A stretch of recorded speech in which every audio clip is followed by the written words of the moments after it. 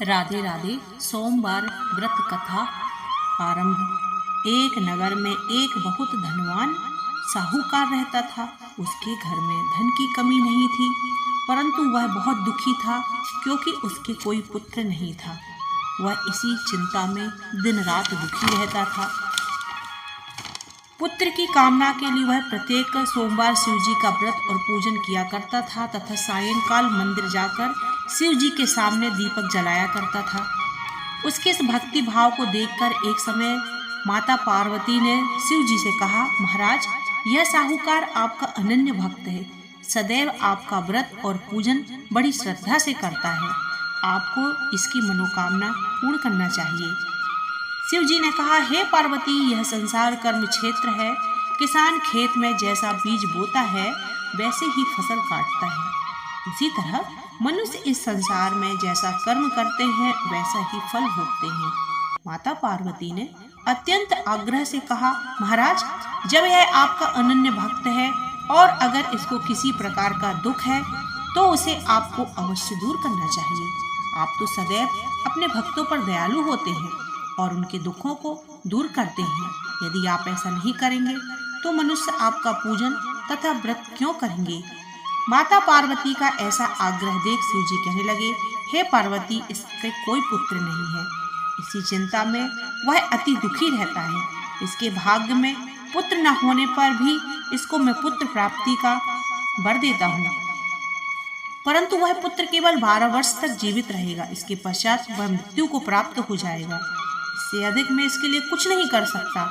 माता पार्वती और भगवान शिव का यह वार्तालाप साहूकार सुन रहा था। उसको ना तो प्रसन्नता हुई और ना दुख हुआ। वह पूर्व की तरह शिव जी का व्रत और पूजन करता रहा।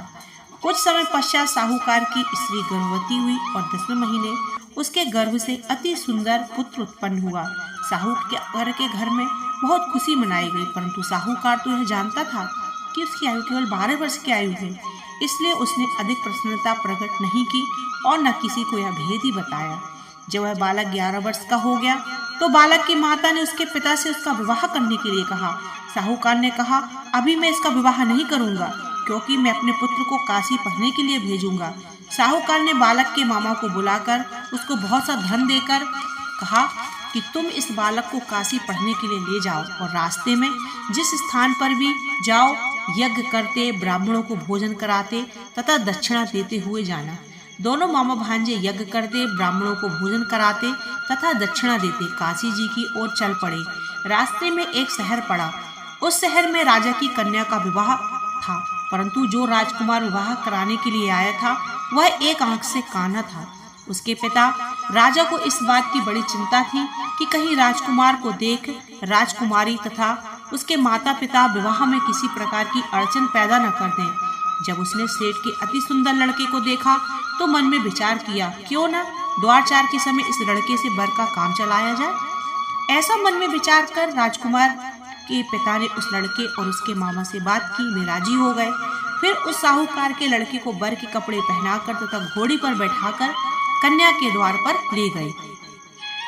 सभी कार्य प्रसन्नता से पूर्ण हो गया। राजकुमार के पिता ने सोचा, यदि विवाह भी इसी लड़के से करा लिया जाए तो क्या बुराई है। ऐसा विचार कर लड़के और उसके मामा से कहा, यदि आप फेरों और कन्यादान के काम को भी करा दें तो आपकी बड़ी कृपा होगी। मैं इसके बदले आपको बहुत सारा धन दूंगा। दोनों ने इसे सहर्ष स्वीकार कर लिया। विवाह कार्य बहुत अच्छी तरह से संपन्न हो गया। सेठ का पुत्र जिस समय जाने लगा तो उसने राजकुमार की चुनरी के पल्ले पर लिख दिया, तेरा विवाह मेरे साथ हुआ है, परंतु जिस राजकुमार के साथ तुमको भेजेंगे वह एक आंख से काना है। मैं काशी जी पढ़ने जा रहा हूँ। सेठ के लड़के के जाने के पश्चात राजकुमारी ने जब चुनरी के ऐसे पल्ले पर लिखा हुआ पाया तो उसने अपने काने राजकुमार के साथ जाने से मना कर दिया। उसने अपने माता पिता को सारी बात बता दी और कहा कि यह मेरा पति नहीं है, मेरा विवाह इसके साथ नहीं हुआ। जिसके साथ मेरा विवाह हुआ है वह तो काशी पढ़ने के लिए गया है। राजकुमारी के माता पिता ने अपनी कन्या को विदा नहीं किया और बारात वापस चली गई। उधर सेठ का लड़का और उसका मामा काशी पहुंच गए। वहां जाकर उन्होंने यज्ञ करना और लड़के ने पढ़ना शुरू कर दिया। जब लड़के की आयु 12 साल हो गई उस दिन उन्होंने यज्ञ रचा रखा था। लड़के ने अपने मामा से कहा, मामा जी आज मेरी कुछ तबीयत ठीक नहीं है। मामा ने कहा, अंदर जाकर सो जाओ। लड़का अंदर जाकर सो गया। थोड़ी देर में उसके प्राण निकल गए। जब उसके मामा ने आकर देखा कि उसका भांजा मृत पड़ा है तो उसको बड़ा दुख हुआ। उसने सोचा, अगर मैं अभी रोना पीटना मचा दूंगा तो यज्ञ का कार्य अधूरा रह जाएगा। अतः उसने जल्दी से यज्ञ का कार्य समाप्त करवाकर ब्राह्मणों के जाने के बाद रोना पीटना शुरू कर दिया। संयोगवश उसी समय शिव पार्वती जी उधर से जा रहे थे। जब उन्होंने जोर जोर से रोने की आवाज सुनी तो पार्वती जी कहने लगी, महाराज कोई दुखिया रो रहा है, इसके कष्ट को दूर कीजिए।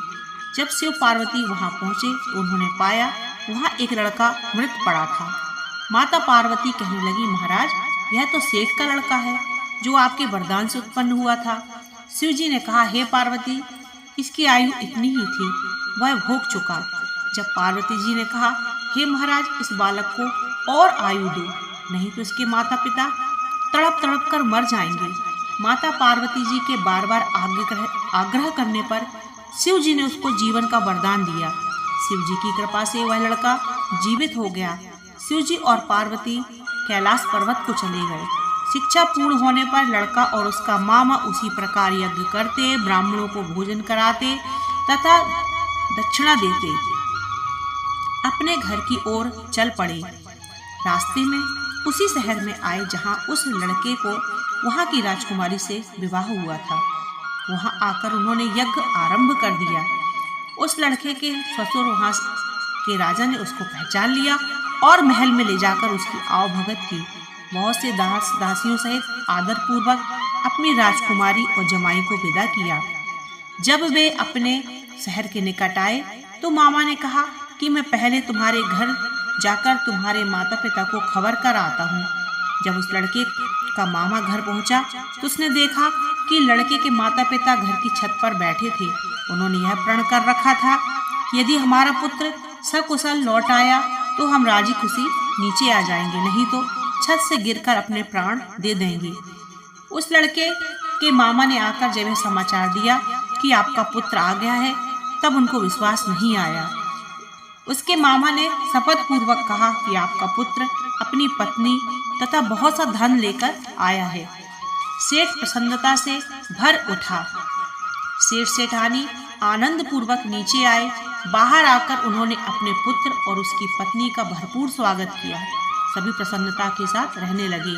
जो कोई सोमवार के व्रत को धारण करता है अथवा इस कथा को पढ़ता या सुनता है उसके सब दुख दूर होकर उसकी समस्त मनोकामनाएं पूर्ण होती हैं तथा इस लोक में नाना प्रकार के सुख भोग कर अंत में सदाशिव के लोक को प्राप्त होता है। राधे राधे। बोलो भोले शंकर की जय।